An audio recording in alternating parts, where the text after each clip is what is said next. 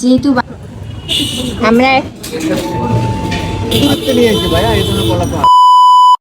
Hello everyone, welcome back to my channel. কেমন আছো তোমরা সবাই? আর আমি কিন্তু খুব বেশি একটা ভালো নেই, কারণ বাড়ি থেকে আসছি তোমরা জানোই। আর বাড়ি থেকে এসে দেখি এমন অবস্থা সব কিছুর। আমি চুলোটাও একটু আগে একটু ঘষে দিয়েছি, এই জন্য বুঝতে পারছো না, একবারে সব সাদা সাদা হয়ে গেছে। আর সাদা জিনিসগুলো কালো কালো হয়ে গেছে। কি করবো বলো, সারাটা দিন আজকে এই করতে করতে আমার যাবে।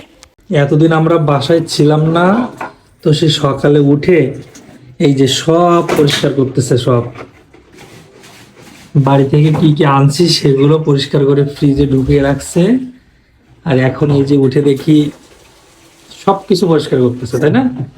কি কি করলে তুমি সেটা বলো। সে তো বুঝতেছি এতদিন না থাকার কারণে এই যে রান্নাঘরের অবস্থাও খুব খারাপ হয়ে গেছিল। সকালে উঠে কি এইগুলো করলে? এইগুলো সব পরিষ্কার করছে সকালে উঠে।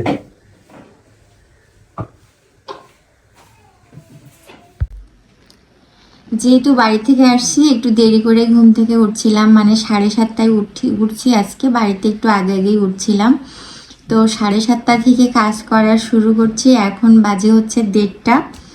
আর এখন আমি এই যে নাস্তা করতে বসছি। সারাক্ষণ শুধু পরিষ্কার করার কাজ করেই যাচ্ছি, এখনও কমপ্লিট হয়নি।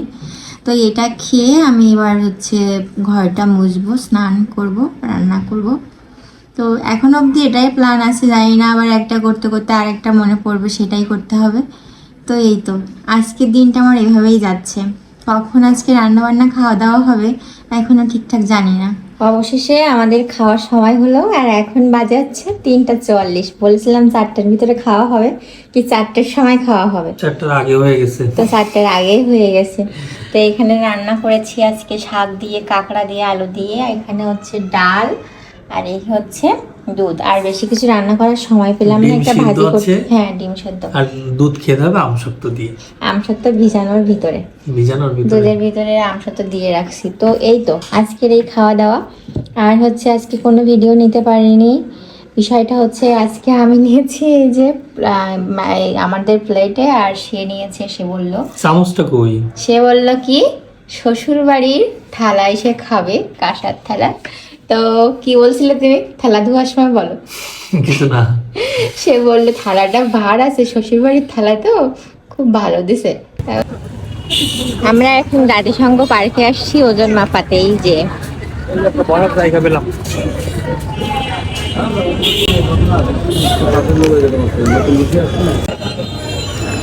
এই যে কি খেতে হচ্ছে দেখছো?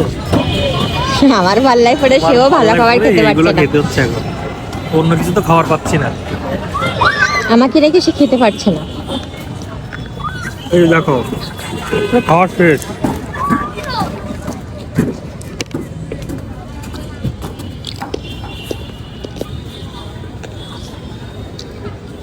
তো আমার ওয়েট লস জার্নির আজ হচ্ছে 1 মাস 14 দিন। তো ভাবলাম বাড়ি থেকে যেহেতু আসছি, এখন ওজনটা মাপানো যাক, কারণ বাড়িতে যে কমেছি না বেড়েছি এটাই একটু দেখার ছিল। তারপরে এখানে এসে কি হয় সেটাও দেখবো। সেজন্য কিন্তু সোজা চলে গিয়েছিলাম ওজন মাপাতে। আর আজকে আমি জাদুসংঘ পার্কের ওখান থেকে মাপিয়েছিলাম। তো আমি আজকে ভীষণ খুশি হয়ে গেছি, সেই খুশিতে সোজা রেস্টুরেন্টে চলে এসেছি। 1 মাস 14 দিনে আমি কমিয়েছি 6 কেজি 100 গ্রাম। মানে ভাবা যায় বলো, আমি তো নিজেও ভাবতে পারছি না, আমি এত খুশি হয়ে গেছি। আর আমার আরও কমাতে হবে। তারপরে যে এতটা কমে গেছি আমি ভাবতেও পারিনি। মানে আমার ওজনটা দেখে আমার খুবই ভালো লাগছিল যে আমার এতদিনের কষ্ট যাক লাঘব হলো। কষ্ট করেছি, ফল পেয়েছি। যাই হোক, তোমাদের দাদা বলল কি খাবে বলো। তো বললাম যে ওজন কমেছে, সেই খুশিতে আর কিচ্ছু খাবো না, চলো টক দই খাই। এবার টক দই যখন খেতে যাচ্ছিলাম, তো সামনে চাইনিজ প্যালেসে দেখে বললাম চলো আজকে তো ওজন কমেছে, একটুখানি ট্রিট দেওয়া যাক নিজেকে। তো বললো চলো একদিন খাও, কিছুই হবে না। তো এসে হচ্ছে একটু স্যুপ খেলাম আর অন্থন খেলাম। তোমাদের দাদা খেতে চেয়েছিল, কিন্তু আমি বললাম আমিও আজকে একটা খাবো। তো ওই যে আজকে খেলাম এটাই। তারপর এখান থেকে একটু সবজি কেনাকাটা করে আমরা কিন্তু বাসায় চলে আসছিলাম।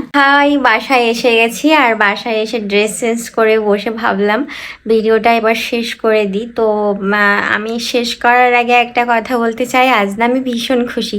আসলে আমি ভাবিনি যে এত কম সময়ে এতটা ওজন কমে যাবে, আর তার জন্য তো দেখলেই খাওয়া দাওয়া করে আসলাম। যদিও মাথায় ছিল যে খাবো না, তারপরেও মনে হলো না একদিন তো ট্রিট দেওয়া যায় নিজেকে, তো সেটাই করেছি। যাই হোক, আমি না অনেক খুশি হয়েছি আজকে। আর আমি যদি আমার লক্ষ্যে পৌঁছাই তাহলে অবশ্যই তোমাদের সাথে শেয়ার করব যে আমার জার্নি, ওদের ওয়েট লস করার জার্নিতে আমি কি কি করেছি, আর সেটাও তোমাদের সাথে সব কিছু শেয়ার করব। কিন্তু তার আগে আমি আমার লক্ষ্যে পৌঁছাতে চাই, নিজে আগে সাকসেস হতে চাই তারপরে। তবে যেটুকু যা হয়েছি, মানে যেটুকু কমেছে, তাতে আমি আজ মহা খুশি।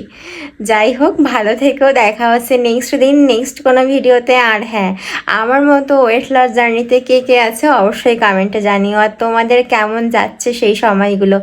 টাটা।